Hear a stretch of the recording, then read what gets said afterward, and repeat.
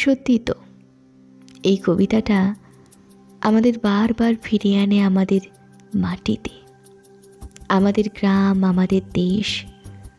আমরা ঠিক যেখানেই ঘুরতে যাই না কেন, আমাদের কিছুদিন পরেই সেই বাড়ি ফেরার টান, আমাদের নিজেদের মাটিতে ফেরার টান খুব করে ডাকে।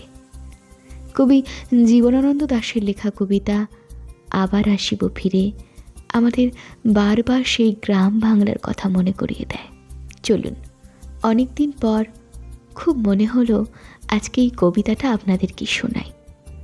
আবার আসিব ফিরে ধানসিঁড়িটির তীরে এই বাংলায়, হয়তো মানুষ নয়, হয়তো বা শঙ্খচিল শালিকের বেশি, হয়তো বা ভোরের কাক হয়ে এই কার্তিকের নবান্নের দেশে, কুয়াশার বুকে ভেসে একদিন আসিব এই কাঁঠাল ছায়ায়, হয়তো বা হাঁস হব, কিশোরীর ঘুর রইবে লাল পায়। সারাদিন কেটে যাবে কলমের গন্ধ ভরা জলে ভেসে ভেসে।